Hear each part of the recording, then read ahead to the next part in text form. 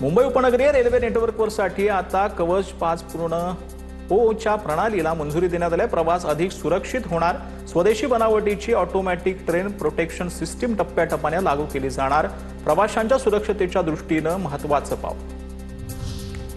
ठाणे बोरिवली दुसऱ्या बोगद्याच्या कामाला पुढील आठवड्यात मुहूर्त. मंडाळ येथे डीएन नगर मेट्रो 2B मार्गिकेचा चेंबूर स्थानकाचाही लोकार्पण करण्यात येणार.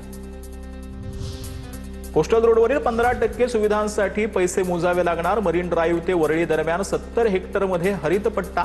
यामधील 85% परिसर नागरिकांना शुल्क न भरता वापरता येणार. उर्वरित 15% भागात तिकीट आधारित मनोरंजन सुविधा उभारल्या जाणार.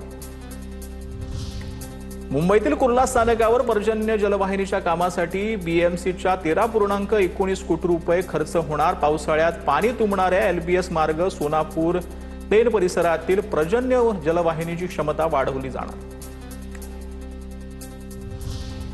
मुंबई चेंबूर झाड दुर्घटनेची फेर चौकशी होणार. त्रयस्थ एक सदस्य समितीमार्फत दुर्घटनेची चौकशी. वनस्पतीशास्त्र तज्ज्ञ संजय व्ही देशमुख यांची समितीवर नियुक्ती. प्राथमिक चौकशीचा अहवाल महापौरांकडून अमान्य केल्यानंतर फेर चौकशीचा निर्णय. बहुप्रतीक्षित शिवाजीनगर हिंजवडी मेट्रोची चाचणी यशस्वी. पुणे मेट्रोचा आणखीन एक महत्त्वाचा टप्पा पूर्ण. 23 किलोमीटरच्या या मार्गावर 23 स्थानकं असणार.